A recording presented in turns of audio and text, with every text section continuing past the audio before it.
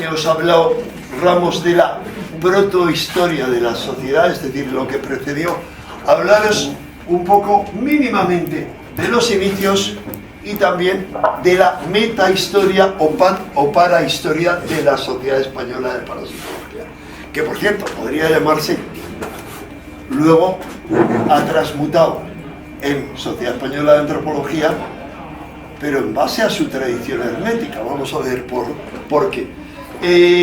Os quería, si os parece, empezar por una anécdota vinculada a la historia de la sociedad, algo que yo vivía en relación a la Cueva de la Luna. Sintetizando mucho, yo estuve haciendo en los años 80 un estudio informal, pero estudiando a muchos videntes. No voy a decir las conclusiones a las que llegué, pero son las mismas que habían llegado muchos investigadores en la parapsicología, que los videntes ven presente, pasado y expectativas de futuro, y lo ven claramente a través de lo que Óscar González Quevedo llamó telepatía en L. Bueno, no voy a extenderme en este tema. La cuestión es que, estando en esas investigaciones, bueno, conocía a mucha gente, y estando con una amiga de aquel entonces, años 80, que era Juana Marín, que era una quiróloga, era profesora, no sé si entonces ya prejubilada o no. Está viéndome algo, de repente empieza a dar una descripción, y no me acuerdo cómo derivamos, y yo dije, a ver, en concreto dime dónde estás viendo esto, no sé qué, y era en la Cueva de la Luna, que ella no conocía, no importa. La cuestión es que ella no daba una descripción del paso, sino algo que estaba viendo, hay algo importante que había ocurrido, no se sabe cuándo, y eso me sugirió, oye, vamos a hacer una investigación de arqueología psíquica, cosa que yo he hecho en muchas ocasiones. Es decir, la arqueología psíquica, sabéis que es una de las aplicaciones tentativas de la parapsicología, la única que ha habido dos que han dado dinero y fundamento, que es las aplicaciones militares, a través de visión remota, etcétera, y las aplicaciones, por mucho que está discutido, en búsqueda de minerales, petróleo, etcétera, que ha habido ahí un dinero. Bien, la cuestión es que vinimos aquí con ella y con otra amiga suya que era abogado, pero que era muy psíquica. Y fue muy interesante el paseo que hicimos años 80, porque lo que daba a ella, que me fascinó, fue una visión. Describió un montón de cosas, pero entre otras describió galerías de megalitos. Habéis visto nada más llegar un montón de casas relativamente nuevas. Bueno, cuando alguna de esas estaba en construcción, probablemente eran otras más antiguas, llegamos a localizar un sitio en el que debajo de las obras se veían los megalitos. O sea, os aseguro que hay debajo, y que no hay demasiados intereses, hay megalitos, al igual que debajo de Luxor. ¿Quiénes habéis estado en Luxor, en Egipto? Unos cuantos. Bien, en Luxor yo he visto las cosas más alucinantes que os podéis imaginar. O sea, debajo, he ido tantas veces, 50 veces, que al hacer amistad con gente y enseñarme cómo debajo de su garaje tienen estatuas de pie. O sea, el pasado en todo el planeta, en Egipto, por ejemplo, para mí se desconoce el 95%, pero en España también. Y os aseguro que esto está a un extremo increíble. Bien, enlazo eso, porque uno dice, ¿qué tiene que ver una cosa con la otra? Bueno, mi interés en la parapsicología. Mi interés en la parapsicología, que se remontaba, en cierto modo, a un programa que hubo, esto es protohistoria de la sociedad, en televisión española, que se llamaba El hombre ese desconocido. ¿Te acuerdas del programa, Ramos? Era un programa que estaba basado en un libro de un autor francés clásico, más médico, más conocido por su obra sobre Saint Michel, que es una serie de televisión. Entonces, eso me interesó, pero nunca profundicé. Tuve la oportunidad de entablar una buena relación con algunos de los primeros miembros de la sociedad que estaba estudiando Derecho, tanto Luis como Mario Capel. Bueno, eran para mí verdaderos cerebros. Pero el tema me interesaba y no me sumé hasta mucho tiempo después a la sociedad. En el interín, yo entre tanto tuve mucha relación con Germán de Argumosa, es más, que era una escisión de la sociedad. Pero me voy al inicio de la sociedad, que es lo interesante. En la creación de la sociedad, como ha explicado muy bien Ramos, se dan una serie de personajes muy variopintos, siempre por iniciativa de Ramos. Entonces, entre los fundadores, que antes no los he detallado, los 7 fundadores son un profesor mío y vecino mío del bachillerato, que era el doctor Antonio Sánchez Arjona, un personaje tan encantador como divertido, que había hecho años 70 su tesis doctoral sobre Tomás de Aquino y la percepción extrasensorial. Él, otro periodista famoso de la época de los históricos del pueblo, que era Julio Romanero, mi gran iniciador en el mundo del misterio, cuando yo tenía 12, 13 años, que yo decía a mis padres, no tenía más que el dinero de los cumpleaños, quiero que me regaléis el libro El fin del mundo. No, y otro, el año 2000, según las profecías. ¿Sabéis quién era el autor? Joaquín Grau. Joaquín Grau, además, era mi periodista de referencia, porque Joaquín Grau, que cobraba el sueldo de Bruguera, además de escribir los libros, era el director de Pulgarcito, de un montón de revistas de este tipo, digamos. En fin, la cuestión es que estaba Joaquín Grau. Luego había un gran filósofo y escritor rumano exilado y por tanto fascista, como buen rumano exilado por los comunistas, que era Ventilaoria, que os recomiendo sus obras, porque este tuvo la oportunidad de entrevistar a no sé cuánta gente importante. Estaban también, a ver, que yo me acuerde de más gente, antes me acordaba a la perfección. Héctor de Aragón. Héctor de Aragón, que de él puedo hablar menos. Bueno, el inefable del que ha hablado Luis, Exiquio García Carbajo, que era el no va más. Exiquio era un médico, un personaje magnetizador. Era matemático. Era matemático. No, era profesor de matemáticas. Era profesor, ay perdón, que he dicho médico, que va, profesor de matemáticas. Y no sé quién más había. Villano Ortuño. No, Villano Ortuño no era fundador de la sociedad. No, ¿alguien más de los 7 fundadores? Bueno, más o menos. Entonces, estos. Luego se fueron sumando otros, como Jordán Peña, de oscura memoria, o Germán de Argumosa, y mucho después otro que había sido socio de Germán de Argumosa, después de dejar de serlo, también se sumó, que era el padre... ¿cómo se llama? Pilón, eso, el padre Pilón. Pero, entre tanto, había creado Argumosa una sociedad. Bueno, yo no voy a hablar de todos los chismes que hubo, sino ya de mi conocimiento de nuestro querido fundador. Nuestro querido fundador tiene un larguísimo historial, entre otras cosas, en la prensa, ya digamos, en la prensa tardío franquista, antes de la democracia, un largo historial que luego continúa, ni más ni menos. Yo le voy a entrevistar cuando él es la mano derecha del conde de Godó, aquí en Madrid, y por lo tanto era el mandamás en Gaceta Ilustrada, en La Vanguardia y en otro montón. La Gaceta Ilustrada no la conocéis, pero era la gran revista del momento. Pero la Codorniz, sí. La Codorniz, uy, me olvido de la Codorniz. Bueno, mejor no entremos ahí. Pero bueno, todo eso yo le iba a entrevistar para el día 16 sobre cosas que ocurrían. Y en aquella época os contaré cómo esto es un poco para historia o metahistoria. Entre otras cosas,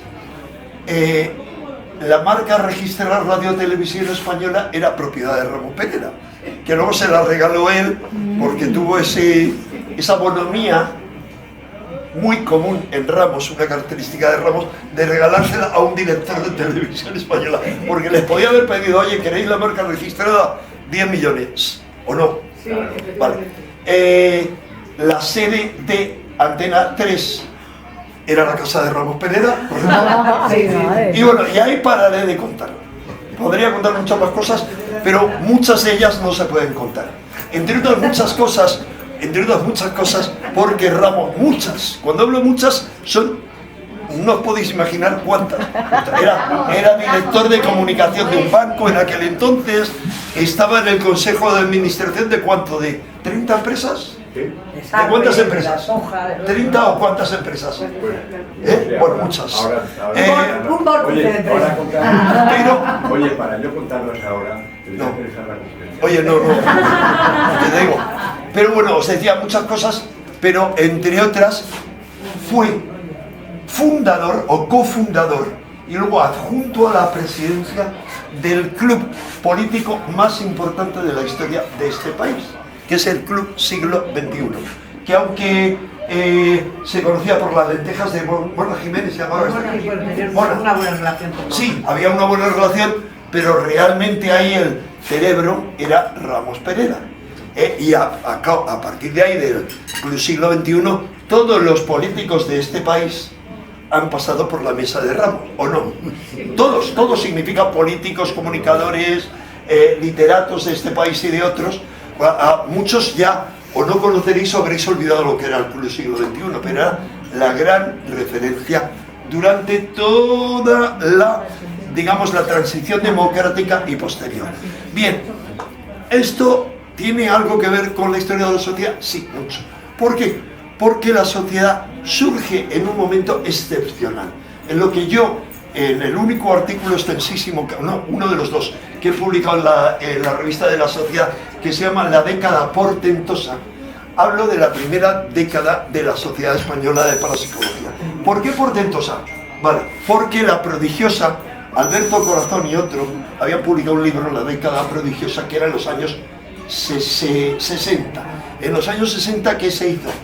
Hubo toda una explosión que culminó con el movimiento hippie, con la revolución de mayo del 68 francés. El desarrollo español, el periodo del desarrollo. Sí, mucho. No, pero hablo a nivel de la influencia en el inconsciente colectivo, y es el año donde se inicia, o triunfa la astronáutica a través de la llegada a la Luna. La llegada formal, oficial, que yo creo que antes eso ya se había llegado, es lo que yo creo. En el 69 se llega formalmente a la Luna. ¿Qué ocurre? Que paralelamente, ya en esa década, se inicia la carrera intronáutica o psiconáutica. La carrera psiconáutica parte de varios factores, que es los psicodélicos, o sea, el LSD, Castaneda, el chamanismo y un montón de cosas más así. Es decir, el viaje interior. Viaje interior del que forma una parte muy importante de la parapsicología. La parapsicología en el año... es mi móvil. Tengo que A 10 minutos más. No, ya está. He dado retrasar para que me vuelva a alargar otra vez. Entonces, ya sé que llevo 14 minutos. Entonces, resumiendo mucho, hay una asociación que se crea, que sigue siendo la de referencia, que se llama la PEA, la Parapsychological Association. Es la única sociedad que sigue viva de todas las que ha habido de parapsicología en el mundo.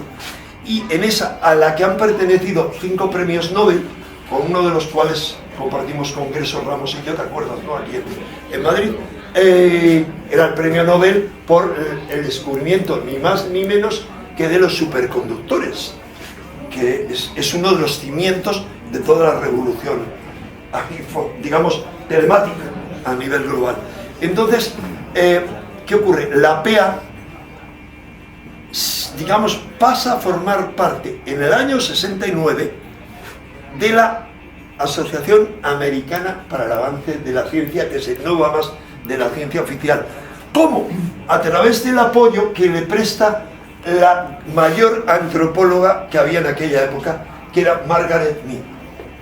¿Por qué? Porque Margaret Mead no solo es que vea la importancia que tiene, sino que ella, como cualquier antropólogo o etnólogo, en Francia lo llaman, yo me formé en etnología, en la Escuela de Altos Estudios de la Sorbona, se llama etnología, no era antropología. Saben que dentro de los llamados pueblos primitivos los fenómenos paranormales son cosa habitual. Entonces, le instala ahí. ¿Qué ocurre? Que la parapsicología tiene durante los años 70, década de la fundación de la sociedad, un despegue notable. En España, suceden justo en ese año, paralelamente, las caras de Belmez y un montón de fenómenos más.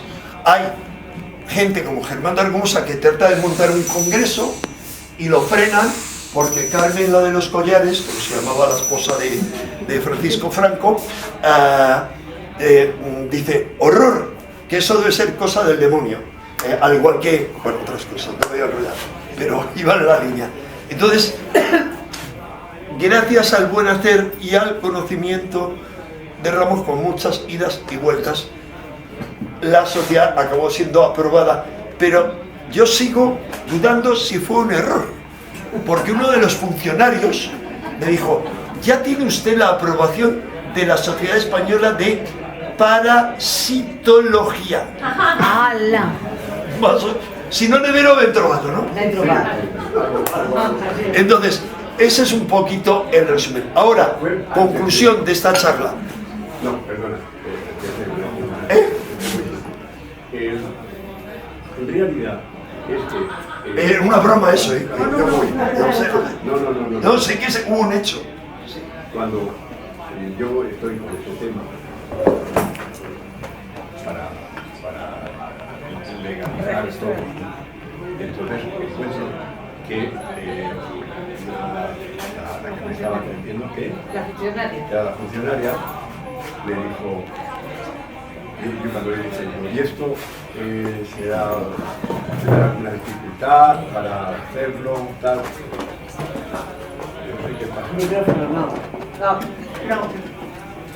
Sigue, Sigue, Mari. sigue. Entonces, lo que yo decía que...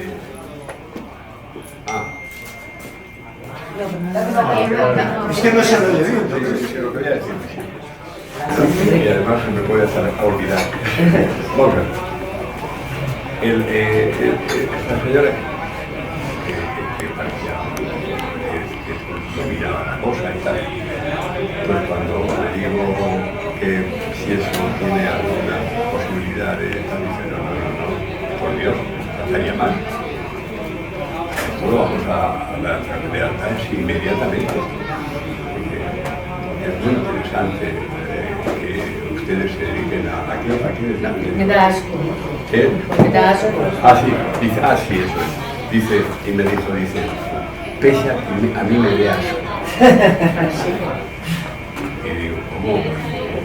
¿Le dé esto a usted? Y dice, y a mucha gente.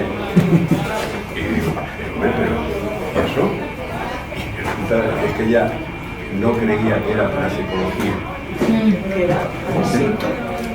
Parasitología, lo que tú haces. Parasitología. Pero que fue presentado. Y entonces ella creía que no era. Efectivamente. Ahora, cuando yo le dije lo que era, uy, esto es imposible. Le salió. Porque es necesario, pero no se lo va a dejar. Bueno. Me permito resumir mucho ya la conclusión. Vamos a ver, en la sociedad os diré dos cosas. Una, la importancia de la sociedad ha sido histórica porque, por un lado, miembros como Ramos daban clases formalmente en la Universidad Complutense dentro de la Cátedra de Humanidades que se creó, entre otras cosas, a petición de la entonces princesa Sofía, que quería una formación como la que había en otros países, y Ramos era uno de los profesores y fue profesor de la entonces princesa, enseñándole las técnicas Psi Omega, que eran técnicas de parahipnosis, cosas de ese tipo. Y luego, ya siendo reina, recibió a Ramos y a otros dos directivos de la sociedad, es decir, en su historial cuenta con eso, cuenta con haber tenido como conferenciantes y socios honorarios que han aceptado tal a algunos de los grandes, digamos, de la universidad, tanto rectores y, ¿cómo se llama el otro? No me acordaba. Bueno, tanto de la Universidad Complutense como de la Facultad de Psicología, grandes, pero ninguno tan importante a nivel mundial. Uno de los miembros que daba conferencias es la figura española más conocida a nivel histórico mundial en relación a la mente, a lo que va más allá de la mente, después de Ramón y Cajal, por supuesto, que es al que conocen como José R. Delgado. O sea, el doctor José María Rodríguez Delgado, que es el creador del control físico de la mente y el que parte todo el tema del control mental en Estados Unidos, en experimentos financiados, según él, por la Marina, pero que en realidad formaban parte de la operación MK Ultra, según la documentación. Entonces, tiene un larguísimo historial. ¿Qué ocurre? Que con el paso del tiempo, lo que ha ocurrido con la sociedad es lo mismo que ha ocurrido con todas las sociedades de referencia en parapsicología a nivel mundial. Yo lo he comprobado en 2 casos. Es la SPR, Society for Psychical Research, británica, creada en 1880, en esa década. La última vez que yo fui por allí, que hace 20 años más o menos, tenía un local vacío que yo no pude visitar porque estaba cerrado, y hacían conferencias no se sabe cada cuánto tiempo en un sitio. El Institut Metapsychique francés, del que han sido presidentes, premios Nobel, entre otros Henri Bergson, entre otros muchos. Yo la única vez que lo he visitado fue en compañía de Bertrand Megest, que es uno de los máximos de la investigación paranormal a nivel mundial, pero que es un profesor, y él sabía dónde estaba la llave. Son un barrio más o menos céntrico, es decir, las cuotas servían para pagar un piso de renta antigua, pequeño, y él sabía dónde estaba la llave en el portal, lo sacaba, y ahí estaba la colección de un siglo de historia. Bueno, ¿por qué? Porque la parapsicología ha entrado en un declive. ¿Por qué? Por 2 factores. Uno, la falta de comprobación a nivel del método científico de los resultados. ¿Por qué?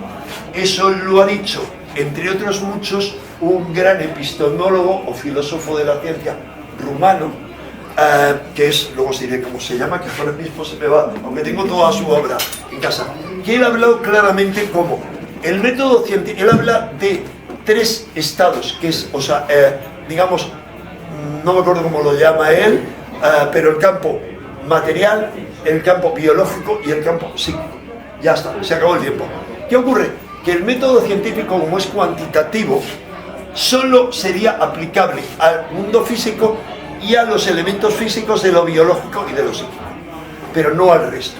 Uno, por eso. Y 2, yo lo sintetizo. Luis, que ha sido, Luis es autor, Luis Guillermo, que también es uno de los grandes históricos, pero Luis es autor del libro de parapsicología científica publicado en España, que es el gran libro de referencia en español sobre la percepción extrasensorial.